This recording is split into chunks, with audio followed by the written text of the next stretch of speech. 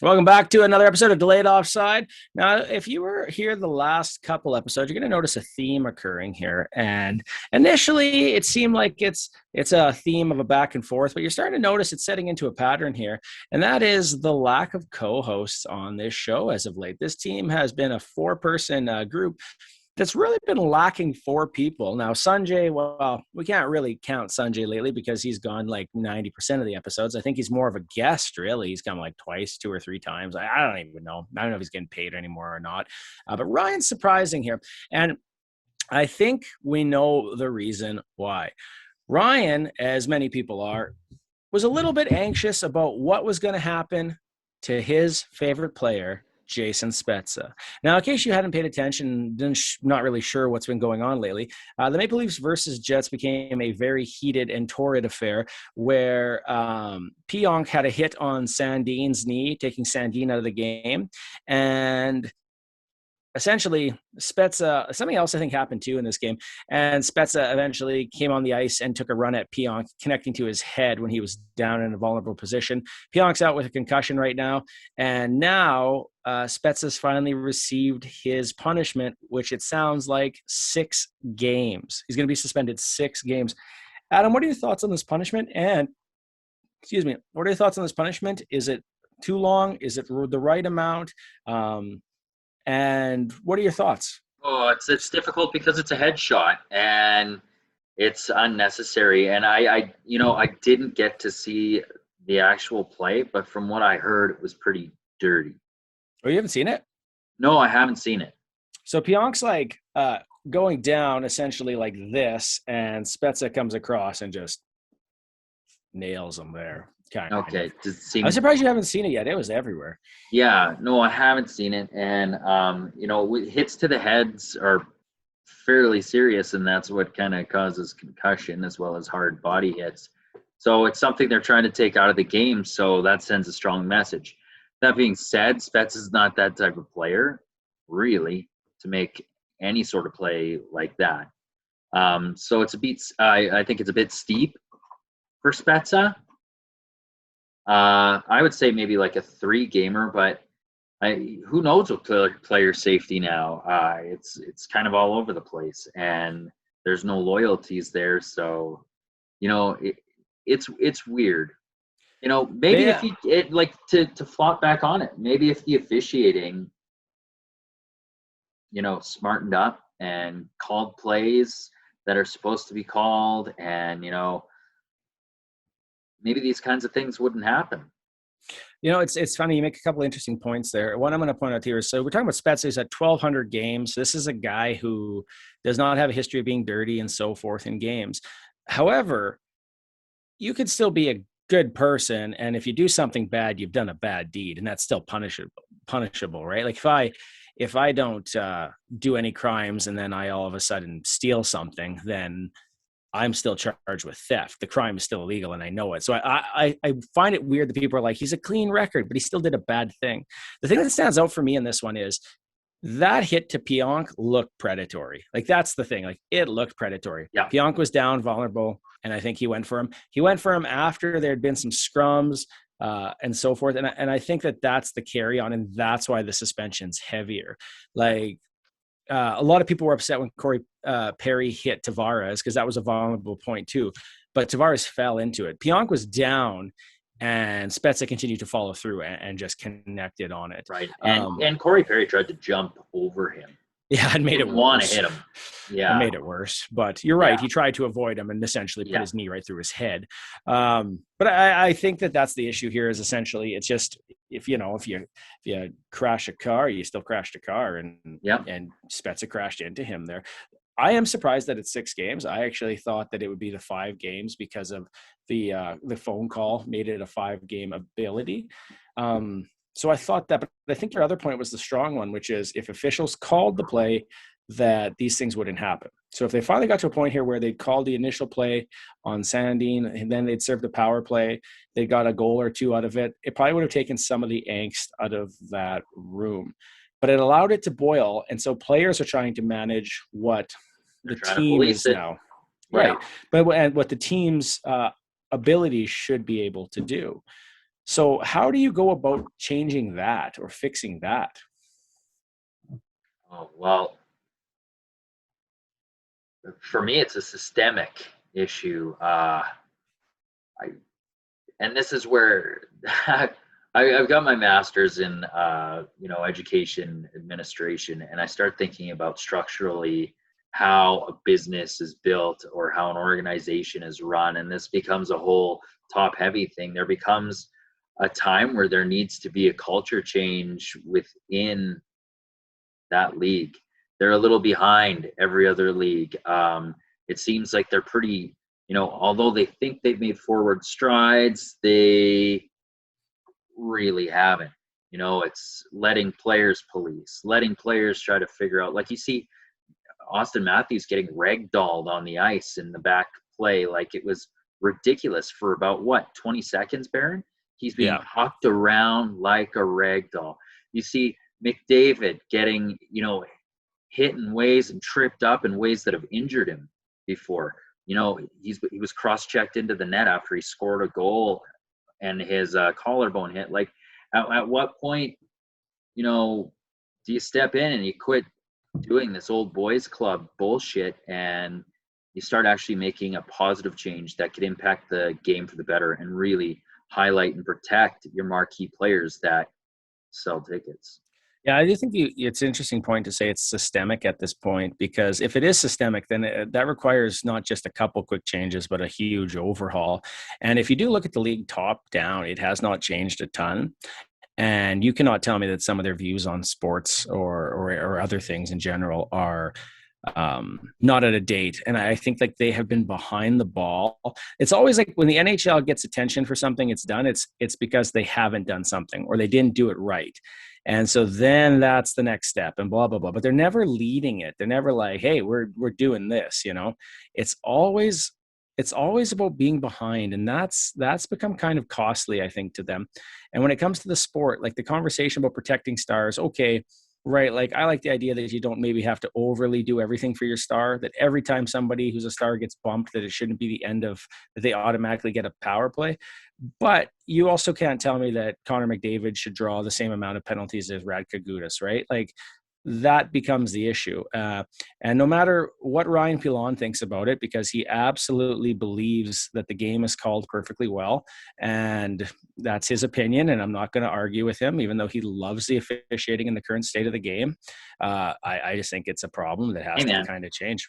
he actually even liked when Matthews got ragdolled because it reminded him, he plays with ragdolls with his daughter, so it almost brought some peace of What did he mind. say again? It'll help Matthews toughen up, I think was his term. He's like, I think that's what he said. He's like, if he wants to play like the Leafs of old that won the cup in 67 and he needs to toughen up, this will help him toughen up. The Matthews one's really interesting because he got the double minor. And so talking with people about this, someone pointed out to me that Matthews does essentially two cross checks in the corner with Dubois, and then him and Dubois go at it, and then he literally ragdolls Matthews, and then Matthews wouldn't let go of his stick. So that's a Jets fan's opinion of what occurred. Yeah, And so I'm like, okay, if that justifies the double minor, why the minor's there, the problem becomes this: that wasn't stopped when the cross-checking came, so it wasn't called. So you can't say that minor was for that because you didn't call it. And then afterwards, when he was ragdolled, he literally did nothing and got it. So that part didn't make sense to me. I understand why they fought or got yeah. into a confrontation, but you can't tell me that one's because he had done something and then received it. I thought that was a bad look for the league, and I don't know how they changed that view of it. But if they want to keep guys like him entertaining and playing, at some point here, they're going to have to stop stuff like that from occurring. It's not playoff hockey. And even then, the fact that playoff hockey is so different is a huge Well, problem. that's exactly it. I was gonna say, and like, what playoff hockey's got to be a jail yard like game of pickup hockey? Like, that's a bit ridiculous too. Like, there's a rule book for a reason. It's like, put it away, boys. These guys have been bad. Let's see how many guys we can get injured. Like, let's see how. Like, it makes absolutely no sense to me, and it's almost frustrating to to watch and disheartening because you like the frustration comes to such a boiling point that you're like, God damn it, like is it even worth watching tonight? Because I get like, for instance, I get so frustrated with the Connor McDavid stuff. Like it drives me nuts because it's so blatant. You even hear fans being like yelling, and like if fans do that in the Fans yell at building, everything, you but know, they yell at everything. But like, if they're seeing like blatant stuff and like, oh, just it drives me insane. Like I don't know. It's there's if there's not a change coming, this is going nowhere good. the thing that Going to shorter careers. yeah, the thing that like is interesting to me is like they show like McDavid got that penalty and he got the game misconduct and he was out and for that hit. And Yeah. yeah, he hit him in the numbers and he put him right against the board and so forth. And that was that. But the biggest response I've seen from Oilers fans was to show the same clip of him getting hit from behind from a Ducks player straight into the boards and the ref looking at it and not making a call. And that bugs me in the sense that like I don't disagree that he didn't do something dirty. Yeah. I very much think he did.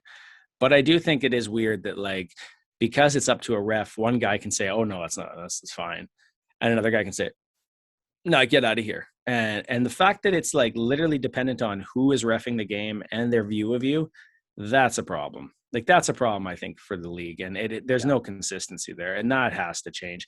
But I don't know how you change it. I really don't because you can't tell me it's not happening at all levels. Then at this stage, people Yeah. don't want to call penalties. Yeah. No, exactly. It's weird to me because that's the job. Yeah. Like like that's a job. It's not just a skating practice with a whistle in your mouth. You know, oh, that guy got tripped up. He's back up on his feet. Oh, it was a bit of a dangerous play. Yeah, we'll let it fly. You know, it's bullshit. It's bullshit. I no two ways about it. I think you know. No, fair enough. We're going to move on a little bit to some of the stuff that's occurred here in the last couple of days, which is essentially a bloody Monday, Sunday. I guess it would be bloody Sunday, wouldn't it be? Where there were a ton of firings that occurred. No, it might have been Monday. Would have been Monday, I guess. Yeah. Alain Vigneault is let go as the coach in Philadelphia after having a terrible start, a terrible record, and essentially a terrible team. So that didn't help anything. But I actually am surprised. I thought Philadelphia was going to be a much better team than they were. Carter Hart's rebounding. If you look at graphs where they're showing saves above expected, Carter Hart's in that top 10 or top 20, I should say. So he's actually having a decent season, but they're not getting the wins. They're not getting the performance. And that's a huge problem there. And he's locked into a contract for, I think, like 3 more years. So Philadelphia is paying a ton of money to this guy to say goodbye. And I believe Mike Yeo is his replacement. Mike Yeo, last remembered as his time in Minnesota, yeah, and not a very exciting, fun coach. So I got to wonder what happens here in Philadelphia long term.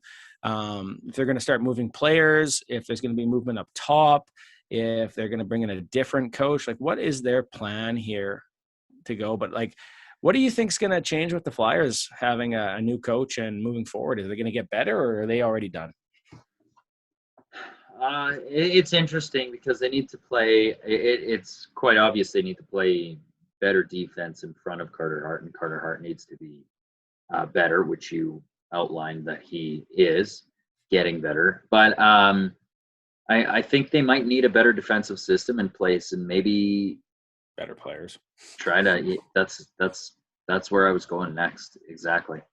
Try to figure out how to improve that blue line because it looked good in the off season. Like it looked really good to me on paper. I was like, oh, this isn't bad. Who's on their blue line right now? They got Provorov. They have Yandel, Ristolainen. Like it's not bad. I think Ristolainen is going to get flagged right away as an issue on that team. They gave up a lot of assets and picks to get that player. Yeah. And that is a player that has never had a very positive NHL experience. I'm not saying the guy's not good. The guy would blow the crap out of me in any type of hockey game. but he's not good compared to other NHLers. And Right. it was always thought of as it's a Buffalo thing. You get him out of Buffalo, he'll be better. But his game hasn't adapted or changed like certain players have to actually stay relevant or at least decent. And they gave up a lot to get this player on that hopes, and he has not helped them at all. Yeah. And that's a bad contract. Like they're locked in here with some of these players for a fair bit. And I gotta wonder what's going on. Yeah. That's And that's it. Like their offensive output hasn't been too bad this year. Like they produce, they've got good forwards, but like even Cam Atkinson coming over, it looked like he was a bright spot. Like he was scoring right off the bat quite well. And yeah. And that trade's worked out well the other way. Voracek's like killing it for Columbus. Oh yeah, absolutely fantastic. Oh man, yeah, I don't know. Like it almost looks like he falls over Pionk when you see a highlight of it again, but at the time it looks pretty much like he drove right through him. So you can't. Yeah, it's not a good hit. That's a bad mark for Jason Spezza. So, sorry, just watched the highlight of it again. Oh yeah, no, I was like, wait a second, did he rewind? Did you see it? No. What's the point of having your TV on in the background, Adam, if you're not even seeing these things when they happen? Oh, I was talking to you. Yeah, the other big firing that occurred actually was a complete overhaul of the Vancouver Canucks. It first came out that Travis Green was going to be let go as head coach and that Bruce Boudreau was being brought in on a 2-year contract. And then it came out that this was not a management decision, but an owner decision, which has not gone well traditionally. And so it became very obvious that Benning was also going to be out. And this is a team that they had higher hopes for, that they expected some growth with, and they were not seeing that at all. In fact, this team was regressing. They were broken. Listening to them in media conversations, those things weren't going well. Listening to them in practices, things weren't going well. I feel like Green had really lost this team. And I think Craig Button today on TSN in Edmonton said essentially that he was trying to make up for the team's deficiencies on defense by making the offensive players play better defense, and it was costing them all their offense. And so they were just doubling down and losing, and guys weren't having a good time. Guys weren't having fun, and they were essentially just not enjoying it and hating everything. And it's interesting that now Bruce Boudreau's in there, because Bruce Boudreau's like a loved character essentially. But he goes on and he starts talking and he says things to players like, when we used to play, you were hard because you always used to shoot. So why don't you start shooting? Or, hey, you want to do this? Why aren't you doing that anymore? And then other players like, can I play the PK? And he goes, absolutely. But if it goes terrible, never ask me again. Like, that's your shot. Like, he's very much said in a way that I think people like, that they understand. And I think he's fair.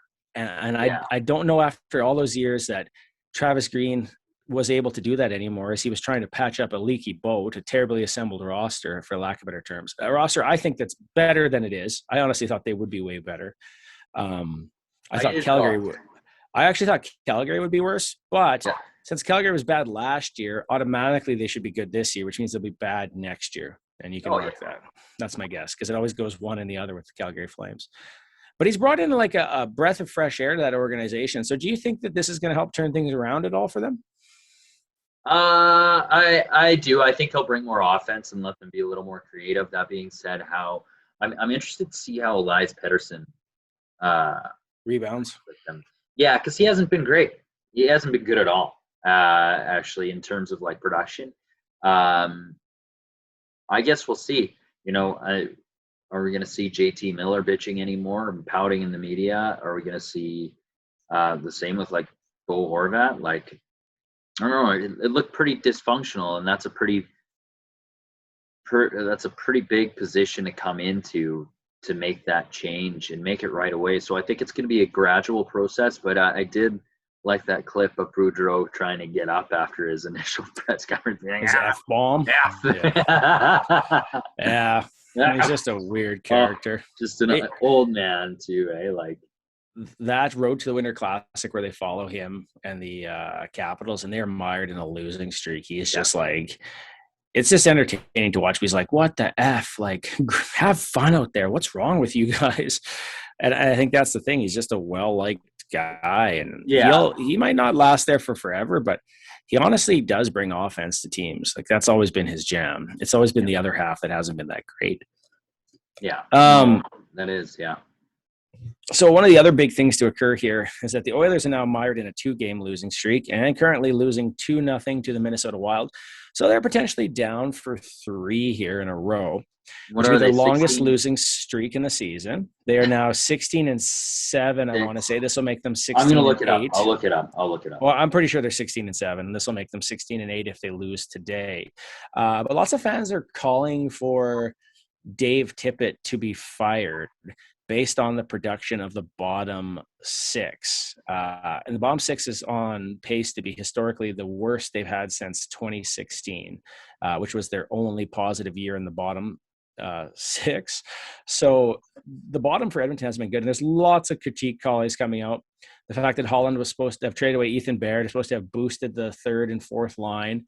The fact that they've not been better on those 2 lines, the fact that they're getting the first goal scored on them almost every game, continuing again today. Game again, yeah. And the slow starts to games. Dave Tippett made the comment that there's some bad habits that have been occurring for a while, and they finally caught up to the team. But do you think? I guess the question goes: do you think, given their current record, that the calls for Dave Tippett to be fired are fair or overreaction, and why do you think that? Well, I think they're overreaction.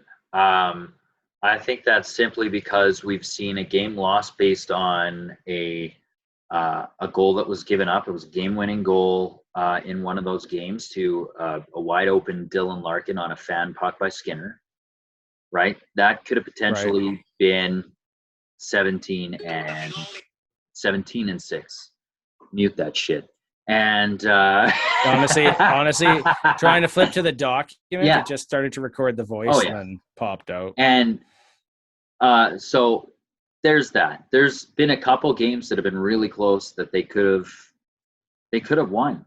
I think Tippett's got them playing a style of hockey that lets them be creative, but leaves them defensively responsible and keeps them in games. I mean, the last game they played here against LA, they were in that game until a 5-minute major was called in a game misconduct on Connor McDavid. They were in it. That took the air right out of the sails. They were done. That's a 5-minute penalty. And there was 6 minutes left in the game. Good luck. Even though your penalty kill is one of the best in the league, good luck. I think it's wrongful to be calling out Tippett, but bad habits need to be corrected, and that becomes a coaching responsibility. So we'll see how that goes. But it's also unsustainable to have a 3-1 ratio, for wins and losses. It's insane in this league. And if you look at it, that's what the Oilers did through the first 20. And, they're going to lose hockey games. Well, and they're also 3-1 for being outscored on those bottom lines, right? 3 goals for every goal they score, which is a problem as well. But I just think to me, the weirdest part is Dave Tippett legitimately came in here after you had Ken Hitchcock and McClellan. And I've seen people post and say McClellan is better coach than Hitchcock. And I'm like, than Tippett. And I'm like, right. I don't think people remember how bad it was those last little bits. They're too far removed from it now. But and that's not the crap on McClellan, but it was not going well. Here's a guy who legitimately could not use Jesse Puljujarvi in any way, could not communicate with that player in any way. And I know there was an English barrier there, and that's on Puljujarvi, but he still didn't make anything easier for that player and would push him down and so forth into the lineup and everything else. Whereas Dave Tippett has had a much more positive experience with him. And I think the fact is okay, this team's slumping 100%. This team also won a bunch of games that maybe they shouldn't have. Maybe they shouldn't have beat Boston. Maybe they shouldn't have beat the Pittsburgh Penguins, but they did. And okay, maybe that might be on the back of Draisaitl and essentially Draisaitl and McDavid. But if you look at it, how many of those real big wins were from the third line of the Penguins in 91? No one talks about it, right? Because you don't remember that. You remember when people win, or you don't remember if they lose. But the losing is Do you That remember when decade they of won the Stanley darkness. Cup? Do you remember when they Exactly. won the Stanley Cup? Who was their hero? Max Talbot. Yeah, but that's further down the line. Well, yeah, but that's a prime example of, that depth that came through for them. Yeah, but I'm arguing the opposite point. I'm arguing that people, when teams are built around two people, like the Penguins, like Yeah, Yager and Lemieux, you. that you don't remember shit about those fourth line guys or No, that, right? Like that's yeah, that. That's my thoughts. You don't have to agree with it. I'm just saying that's how I think about it. So I'm no, surprised that people are like, oh, it's a two-player team. Well, yeah, they might be, but those two players are ridiculous, so those should help. yeah. But Also, I let's do. not forget. Let's not forget about like how good Ryan Nugent Hopkins has been this year too. Like he doesn't I think show he's up been because okay. his assists. Well, his assists though, and granted they might be secondary assists. He's showing up on the score sheet. And Oh, Zach yeah, Hyman's Hyman's been great. been, yeah, But then once again, you're talking about two top lines. I honestly yeah. think that the solution here is to push Nugent to the third line and do something else with the fourth line, and who cares? But that's my thoughts on that part of it. But I think that the decade of darkness did so much damage to this fan base. It's essentially just psychologically hurt that Yep. the fact that it can't win, even with two of the best players, or that isn't winning all the time, people still can play. They win a game 5-3, and the first thing some people talk about on Twitter is what was bad about that game. They're never like awesome win. They're like, yeah, goal. They're happy the team scores. They just go back to anything else. Now, I honestly think like if you follow Sid on Twitter, and I don't have his handle off him, but he works for Oilers Nation. He literally talks about how he does a little breakdown chart for each line and how good they are and how bad they are. And I like that because I think there you presented with information saying, okay, this is what's good, this is what's bad. But you can see that the good is outweighing the bad at times. And even in a really bad game, how they can still win it based on something like an individual performance. But I feel like a lot of times, even when they dominate, people are still just right back to this is what's garbage about this. And after a while, that's just exhausting. Like I It just is. find it exhausting. It's white noise that needs to be just ignored. Like I really enjoy talking to some of those people sometimes and being like you need to chill out. They're winning, Yeah. and you're gonna get goals scored against you. It's the National Hockey League. Like there's skill on every team. Goals are gonna be scored. No goalie's gonna get a shutout every game. No goalie's gonna be perfect.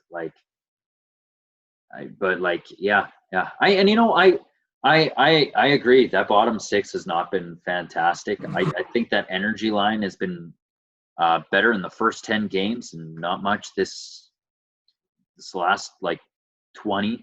You're used to seeing a high flying Cassian and Fogel going hard, and Fogel's been really hit and miss. Really hit and miss. I think Cassian's been way more hit and miss than Fogel. I think Fogel Fogel's might not produce, but I think Fogel's at least consistent for what he's doing most nights. see, and that's where I've started to be like, some nights he's unnoticeable, and others I'm like, holy crap, this guy is sliding off checks and just can't like getting it to the front of the net. Don't See, get me I don't wrong, think I you could like say him. that about Cassian. I don't Yeah, think they're you can both. say that he's sliding off the net. I think he's Yeah, just there. And I like Cassian, but so do I. he Yeah, just hasn't been engaged, and I just think that's the issue there. yeah. But let's go back to the main topic here, which is Dave Tippett and the reaction that it's time to go. Now his contract's up at the end of this year. Yep. Do the Oilers re-sign him, or is he done after this year? And why or why? Do they win a round? Do they win a round? Okay, go for both. Tell me either or. Okay, so if they win a round, I think we see Tippett extended for maybe 2 to 3 years. Fair enough. If they don't win a round, I think that's when management, oh, well, hold on, it's Ken Holland, might say or should say, you've gotten us this far, you've done a lot of good for this team, but I think it's time for us to move on. That being said, you need to also look and see what's out there, Yeah. right? In terms of coaching availability, and do you even look down the bench and the guys that are on there right now? Because there's a number of guys that have been head coaches that these players might respond to and might not. Well, I think it's interesting because like a lot of the talk goes to Jay Woodcroft that he Yes. has earned his chance behind the bench, and that if the Oilers don't give it to him, somebody else will. I I would think that if they don't get past the first round, Tippett is done 110%.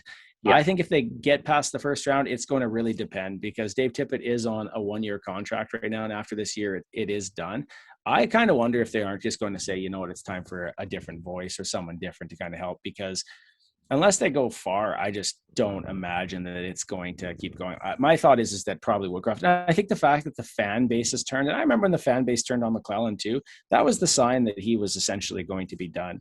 People can complain, but like, they're down 2-0 and somebody's writing on Twitter, some people that follow writing like, well, it's time for him to go.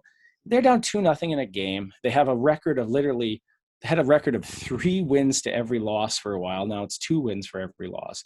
And people are calling for the coach to go. But it's funny that to me, though, is like, you look at the team and people are like, oh, the team isn't constructed well. But then they're like surprised that they're losing. It's the coach's fault. Like, I don't know. And I don't think the team is terribly constructed. I think you're looking at a team that's lost all its veterans, that won some games on young D, very luckily, on some goaltending, very luckily, but they haven't had the number 1 goaltender. They haven't had their both second pair defensemen for a while. Like, how can you say that that's a fair evaluation of this team at this point based on that? I just don't get that part. It doesn't make sense to me. It's not. And actually, without 3 of their starting 6 defensemen, they held their own. Yeah. And I think the Oilers started hard tonight. I thought they put a lot of pressure on, had a good couple of scoring chances off the bat, still let in the first goal. So is that a work hard ethic, or is that like a goaltending issue? Like, there's lots of things that need to be addressed. After this year, Mikko Koskinen's gone.